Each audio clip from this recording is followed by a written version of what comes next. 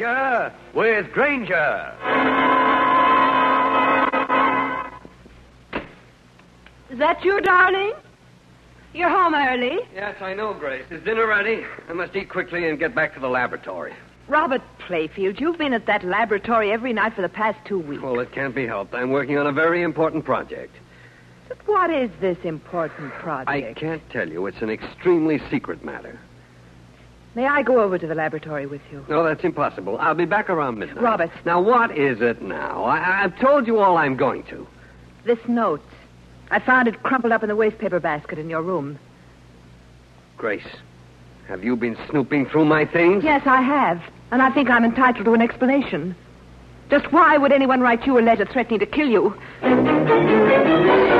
This is Steve Grainger, private detective, with a story about a well-known scientist, the FBI, and a worried wife. A combination which had me going dizzy. In just a moment, I'll take you back to one of my most interesting cases.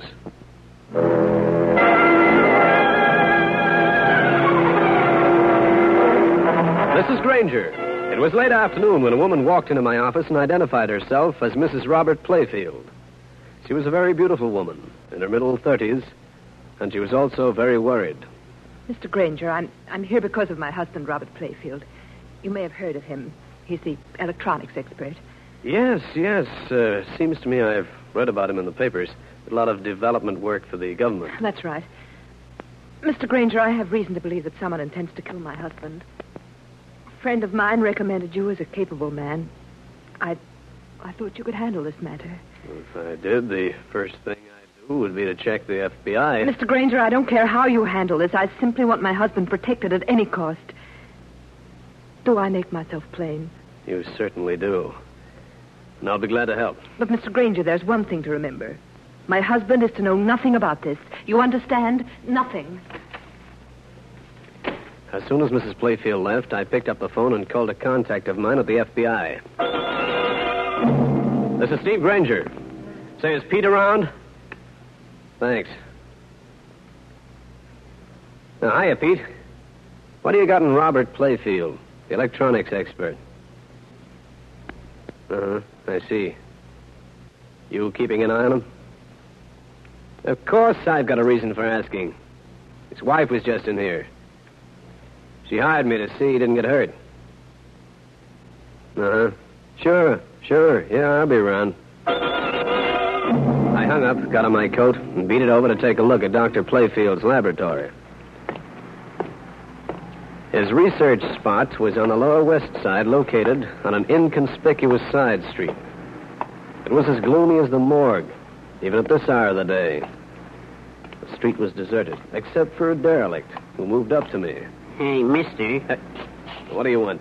Can you spare 2 bits for something to eat? 2 bits? What are you doing in this neighborhood? Looks like pretty poor pickings for a handout. I just happen to be here, that's all. Here. 2 bits. Thanks, mister. You're a real pal. I watched him shuffle off. He might have been a derelict, but I had a glimpse of sharp brown eyes peering at me from a decrepit old hat. I decided to check further on him. Hey, you! Wait. What you want? Come back here. What's the matter? Okay, pal, get this. I'm a licensed private eye. Turn out your pockets. Want to find out who you are? I ain't done nothing, mister. Turn out those pockets or I'll do it for you. Oh, sure, mister. Just a second. Haven't got a gun, at least. Me, I wouldn't know what to do with a gun. Come on, get going with the pockets. Oh, here, mister. Half a loaf of bread. I got some sausage, too. Got a wallet? Wallet? What would I do with a wallet? All I got is this, though, 60 cents. What's your name? Bill Walker. Where do you live? The Senator Hotel in the Bowery. Okay, let's go. Where? Never mind the questions. Let's go. I held on tight to the guy and called the FBI. Told him I'd found a character behaving suspiciously, hanging around Playfield's laboratory. Then I waited till they showed up and took the derelict off for questioning. I went back to patrolling the street where Dr. Playfield had his laboratory, to the point where my toes began to resemble frosted eclairs. Then I had an idea for a man to relieve me, a taxicab driver pal of mine named Frankie Smith. I used him occasionally on stakeouts of this kind. I got the hacky down to the corner of 11th Avenue and 12th Street, told him what I wanted. After which I went uptown to my office and draped my lower extremities over a radiator. 3 hours went by. Then the door opened. Hey, what are you doing up here, Frankie? I told you to keep an eye on Dr. Playfield. Grainger, you're looking at what I term an abject failure. What happened? Well, like you tell me to, I watch Playfield's laboratory.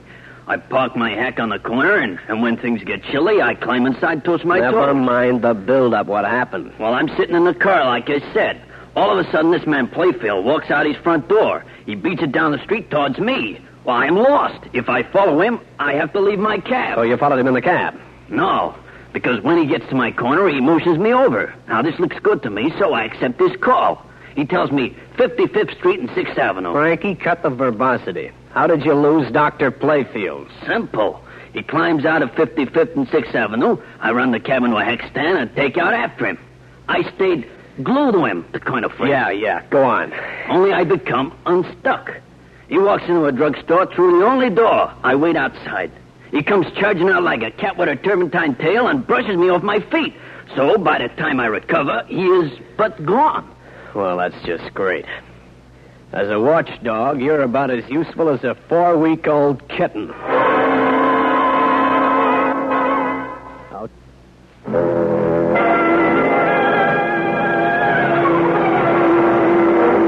I didn't like the sound of it. If Frankie Smith hadn't been able to keep on Dr. Playfield's tail, there was something peculiar going on, because Frankie was a good tailman. I decided to check, dial the doctor's number. He answered the phone himself. I muttered wrong number and hung up. So he's home, huh? Well, you sure got yourself into a panic for nothing. Zip your lip, my fancy friend. Here, this is Playfield's address, out on Long Island. Get out there and keep an eye on the place all evening. I'll relieve you at 10 o'clock. Care to set your watch with mine? Get out there, I said. Okay, Simon Legree, I'm going. Frankie left the office. I grabbed myself a quick bite of food at a corner beanery, went back towards 11th Avenue and 12th Street. In the half-gloom of early dusk, the laboratory looked even worse than during the daytime. I stopped at one of the windows, but the black paint on it eliminated any chance of looking inside. Then suddenly there was a voice from behind me. What's your name? Who are you? What are you doing down here? Why? Federal Bureau of Investigation. Oh, pardon me. Here's my card. Steve Grainger, license number 2486. Okay, Grainger, but you know how it is. Forget it. What happened with that Bill Walker I had you fellas take downtown? I don't know. Pete was still interviewing him when I left. Anything stirring around here? Nothing except the wind. I wish that had died down. This was 10 o'clock on the nose. Time to relieve Frankie on watch. I'd got a cab ride out to the Playfield place. A large house set back from the street, looming like a white ghost in the night. Frankie's cab was down the street. It had been snowing, and there was a kind of hushed quiet about the place. I circumnavigated the entire house looking for him. Through one window, I could see Mrs. Playfield, plus a beautiful young girl, plus a man who must have been Dr. Playfield himself. But no sign of Frankie Smith. Okay, mister, that's far enough. Put up your hands. Who are you? What's the idea of the gun? I'll ask the questions. What are you looking for? Maybe I forgot my lawnmower last summer. All right, funny man. March into the house. We'll call the police, and you can have a detective as a street man. Just a minute. Let me show you. Don't reach for anything. I'm only getting my identification here. Steve Grainger, licensed private investigator. What's all this about? Why are you here? You know the Playfields? Yeah. Michael Grant, Dr. Playfield's assistant.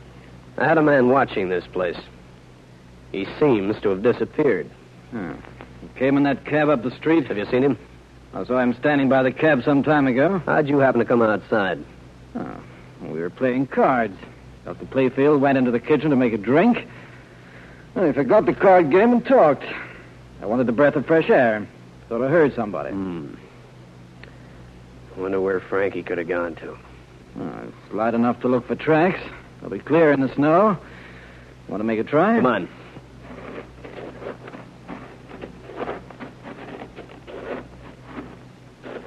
Here are some that don't belong to us. Yeah. Yeah, they lead over that way.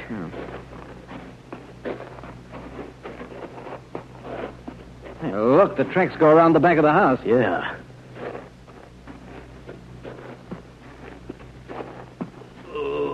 See, did you hear that? Yeah, I hear. If it's what I think it is, then somebody's going to have to pay for it. And plenty.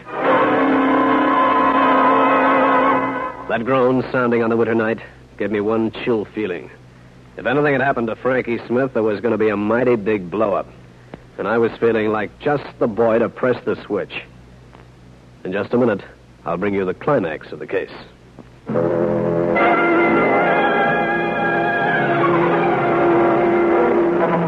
When we heard the groan coming from the back of the Playfield house, Michael Grant and I crunched fast through the snow.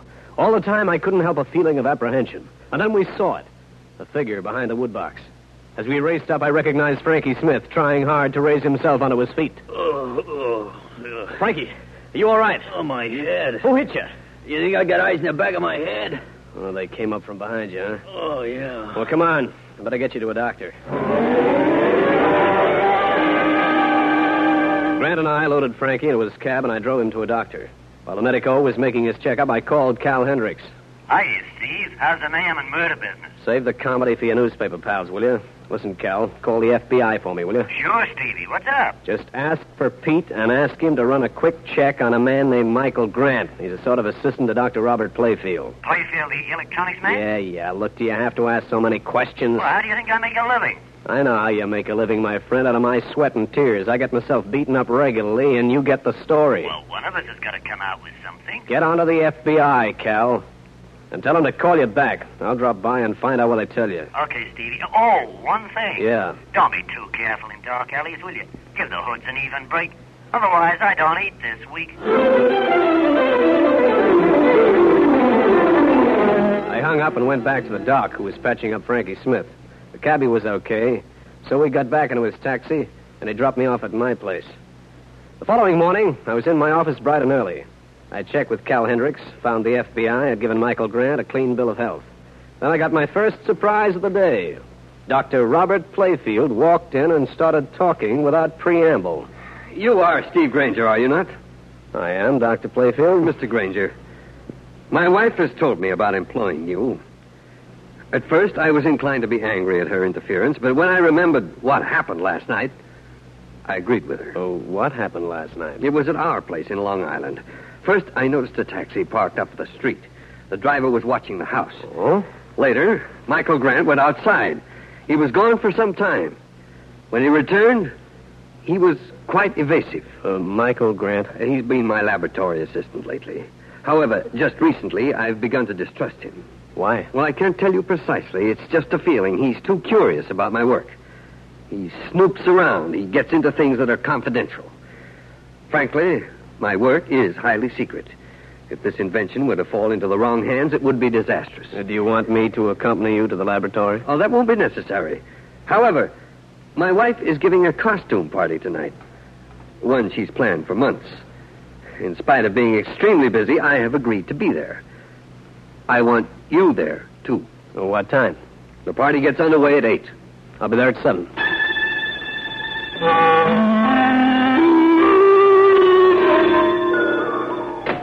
Hiya, Granger. What'd you phone me for? Go to a party, Frankie, my boy. Party? It's right down my alley. It's at Dr. Playfield's house. Uh-oh. I better wear an iron skull cap. You're going as a clown. Here's your costume. A clown? Hey, now. Don't get huffy. I'm going as one, too. And hurry up. We haven't got much time. Hey, I don't get this business about both of us wearing the same costume. Hey, do I have to wear the mask that goes with it? You certainly do. There might be a time during the evening when I'd like to have somebody think you were me. Uh-oh. I just know I'm going to get it in the head again.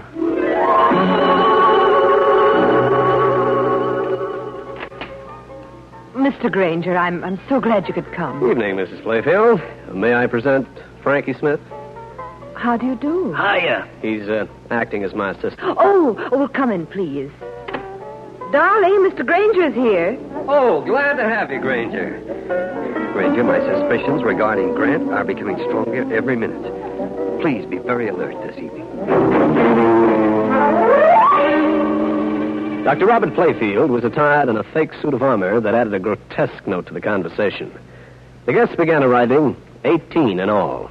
Grant was there in costume. Also a girl I'd seen at this house the night before. Her name was Linda Miller.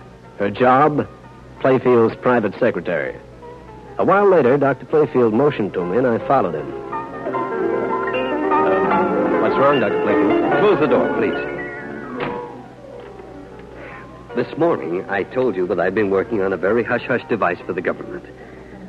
It happens to be an improvement on the present guided missile. Huh? I have developed a new electronic follower, the performance of which has amazed everybody. Go on. What I didn't tell you this morning is that I have been approached several times by other interests. How were these approaches made? Oh, telephone calls, letters, and so forth. Recently, these people, whoever they are, have become more than insistent. This is the latest threat. I just found it on my desk. You have 1 hour in which to make up your mind. You found this on the desk? You don't know how it got there? No. I'm afraid, Dr. Playfield, that this is out of my hands. I'm telephoning the FBI. I told Playfield to rejoin his guests and say nothing. Then I suited my action to my words. It took me almost a half hour to find Pete, the federal man, and make my report. I barely hung up when I heard it. I was out of that study and into the living room quicker than a dog after a bone. All right. Who screamed here? Mr. Granger, in the alcove. A guy in armor. Dr. Playfield. Stabbed. Is he? Doesn't seem to be any pulse. Let me lift his visor. But that's Michael Grant. Playfield at all. Yeah. But how did he get into your husband's costume? I don't know. Robert was wearing it when he was here a little while ago. I heard a lot of commotion in here. Granger, what's going on? Frankie, where are you been? What's the matter with you? I feel awful sleepy, Granger. Awful sleepy. You've been drinking. With whom? A nice girl. Linda Miller. Awful nice girl. She gave you this drink? Yeah, you lie down. Is he drunk? Hardly. Somebody gave him a Mickey. You mean poison? Knockout drops. Now, look. Herd these guests into the other room. Nobody is to leave the house. I'll put Frankie on this couch. And Mrs. Playfield? Yes? Tell your husband I want to see him right away.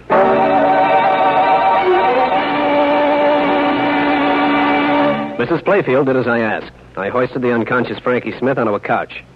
This room, like most of the others, had a telephone. I called the local police first, the FBI second. I just hung up when I saw a figure outside the house holding up a tree. I slipped out the back door. All right, put up your hands. Now, listen here, fella. Stand still. Well, if it isn't Bill Walker. Recently of the Bowery. You've got me wrong. Oh, no, I haven't. You're wearing a better suit of clothes and a nicer overcoat. But those eyes, I couldn't miss. You're wrong. No, I'm not. And just to play it safe, walk into that garage. I gotta tie you up for safekeeping until the law shows up. You're not doing anything of the kind. Well, think not. I dragged Bill Walker into the garage, found a length of clothesline, and tied him up. Then I went back to the house, looking for 2 missing people. Linda Miller, the doctor's secretary, and Robert Playfield himself. Grainger. Well, Dr. Playfield, where have you been? I went downstairs for a few more bottles. Grace just told me about poor Michael. This is terrible. Whoever killed him must have thought he was me. How'd you happen to change costumes? Well, we were going to play a little joke on Grace, my wife. How about a drink? I could use one. So could I. But first, where's your secretary, Linda Miller? In the room with the other people. Know where she was when the knifing took place? In the cellar with me. I see. Let's go into my study right here. Do you have any suspicions about who did the killing? Not at the moment. Here. Take this drink. I'll be right back. I want to see how Grace is feeling. I took a swig of the drink Playfield handed me as he left the room, but didn't swallow it. I got rid of it in a flower pot, wincing a bit as I tasted the drug in it. Then I decided to play along, see what went on. That's Mr. Grainger. Is he one of them, too? Yes, he is, Linda. I found out that he and that Frankie Smith are after my invention. They're both spies. What are you going to do with them? Turn them over to the police when they arrive. Now, run along. Very well. And don't say a word to anyone. All right, I won't.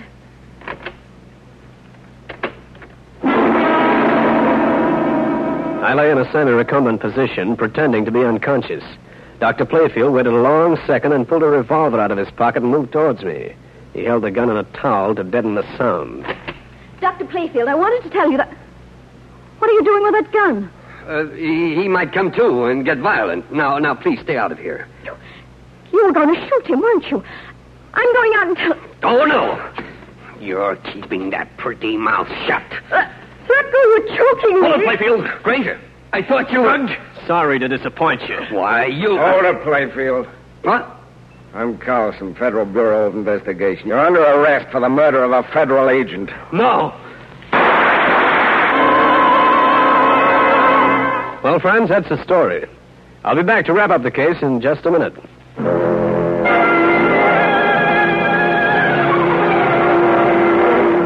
man in the doorway was the same one who'd been guarding Robert Playfield's laboratory in downtown New York.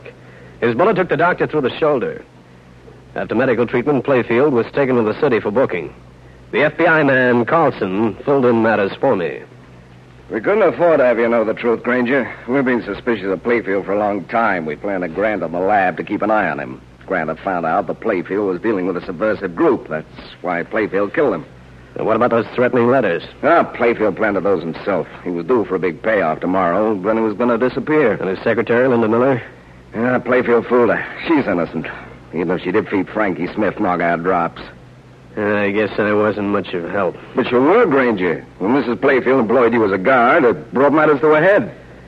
Well, at least that's a minor comfort. I imagine it was Playfield who slugged Frankie the night before. It must have been. Well, that ends that. Well, there's only one more thing. What? One of our undercover men was assigned to watch this house. He's disappeared. Say, would he be the guy I spotted in front of Playfield's lab? The guy whose name should be Bill Walker? Yeah, why? I discovered him on the prowl outside. I thought he was one of the spy ring. When he got tough, I slugged him, dragged him into the garage, and tied him up. Walker? Oh, brother, is that funny? Look, I'll see you later. Well, what's your hurry? I just don't want to be around when you untie him. Steve Grainger again. You just heard one of the most interesting cases in my files. I'll have another one for you. So be around next time.